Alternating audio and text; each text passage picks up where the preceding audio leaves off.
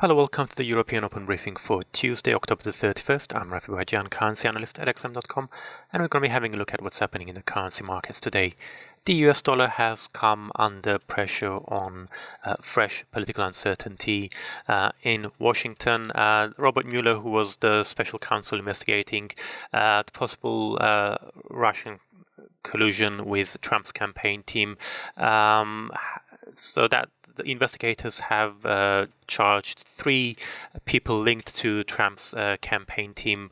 So these are the first charges coming from those investigations, and that's adding to the uncertainty about Trump's presidency. On top of that, we have the speculation that Trump's pick of the Fed chair will be Jerome Powell. So Trump is not looking likely to be picking John Taylor, who was perceived to be the more hawkish of the candidates and the prior favorite.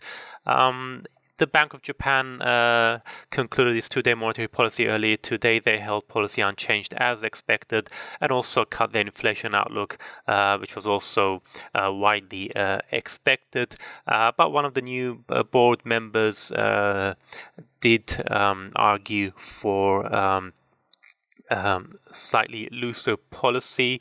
We'll get to that in more detail in a bit. The Australian dollar has come under pressure following some disappointing Chinese PMI data. Australian data as well was a bit on the soft side as well.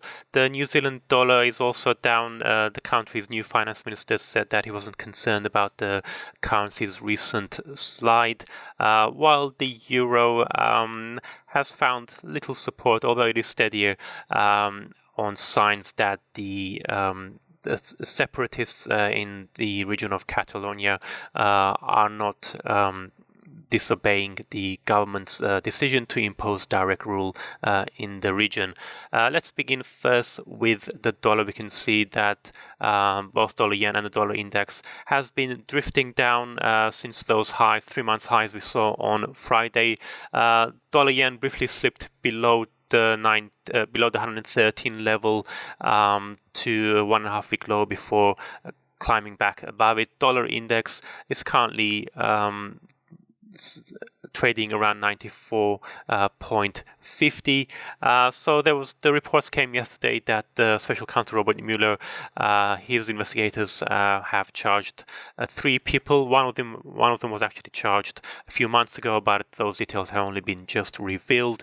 They include Trump's former campaign manager Paul Manafort and a business associate Rick Gates. They were indicted on several charges, including money laundering and fraud. Although these charges relate to events prior to the last year's presidential election, I think what could potentially mean more trouble for Trump is the fact that his former foreign policy advisor George Papadopoulos was also charged. He was charged for lying to the FBI about his contacts with Russian officials, and there appears to be evidence that he himself has admitted that he did lie. He did have several contacts with people reportedly linked to the Russian government during the election campaign.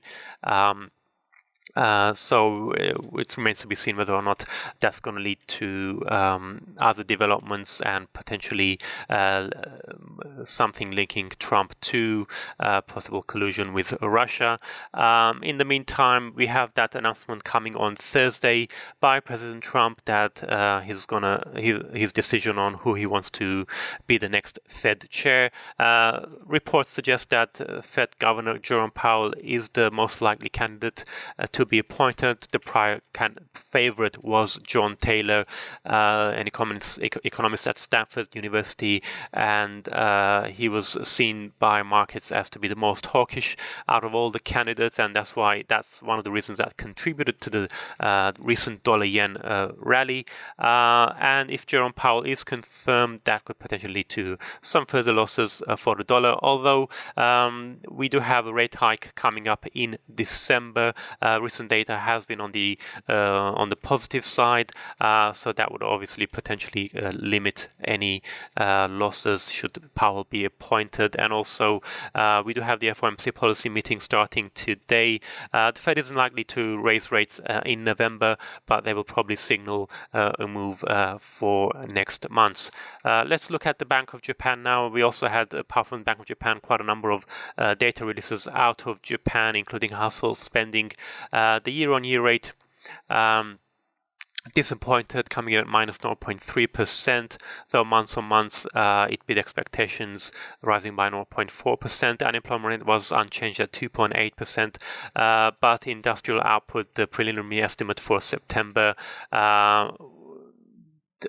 fell sharply by 1.1%, though this was better than expectations of a minus 1.5% figure. Bank of Japan held policy unchanged. They did also revise lower their inflation forecast for 2017 and 2018. But this was more or less in line with expectations. There was a little reaction by the yen in Forex markets. So the main news by the Bank of Japan is the fact that one of the new board members dissented in today's vote. He wants the Bank of Japan to signal its willingness to ease further if there is a delay in hitting inflation target, and he also wants the Bank of Japan to start targeting the yield on 15-year Japanese government bonds in addition to the 10-year one. At the moment, they only target the 10-year one, so he's proposing some changes to the bank's targets. But again, this wasn't an official proposal by him, just a part of the discussion. But it does indicate at the very least that Bank of Japan will likely maintain easy monetary policy for quite some time yet. Let's move on to the Australian dollar now. The Aussie had managed to recover a little bit from last Friday's 3.5 months lows, but it did come a little bit under pressure this morning following some weak data both out of Australia and China. Private sector credit in Australia grew by 0.3%, down from 0.5% previously, and expectations of 0.5 as well.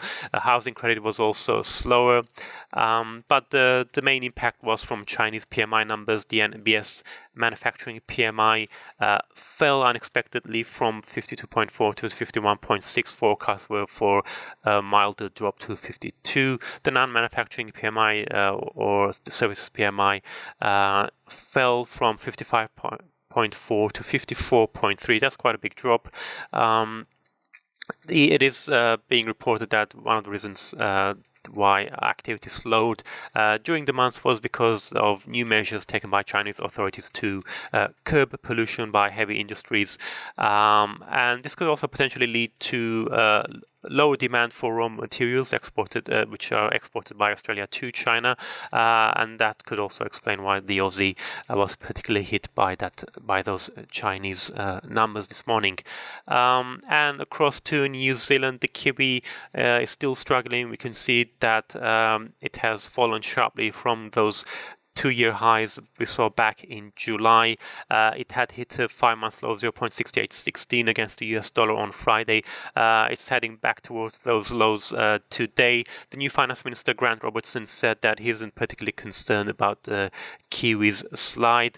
He also said that he's going to be announcing soon a review of the Reserve Bank of New Zealand and will likely add an employment mandate in addition to targeting inflation.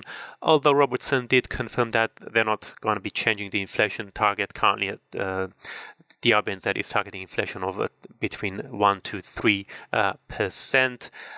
But we also had some business survey data showing business confidence in October dropped to a 2-year low because of the uncertainty caused by the elections, where Labour have now formed a coalition and their policies are scaring investors. So the Kiwi will likely remain bearish for a while yet. Let's have a quick look at the euro and the pound.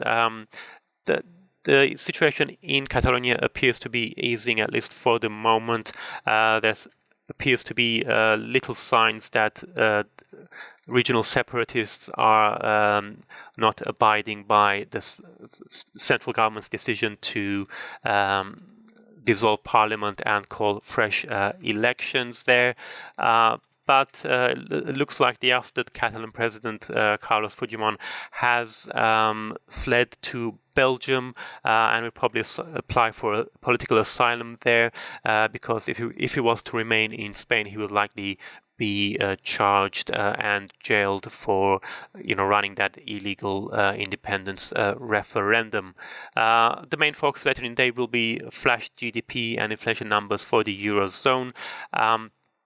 But the euro, at the moment, the main factor weighing on the euro is the ECB's decision last week, where they proceeded with a dovish tightening of monetary policy, and the guidance that suggested that interest rates in the eurozone are unlikely to rise before 2019. That is weighing on the euro. The pound, though, has managed to pick up significantly, recovering from around 1.32, around 1.32, and that's ahead of the expected rate hike by the Bank of England on Thursday. Looking at today's economic calendar, we can see the Eurozone data expected soon. We're going to have Canadian monthly GDP numbers, as well as US consumer confidence and Chicago PMI and the Case-Shiller House Price Index. That's it from me. Thank you very much for watching and have a great day.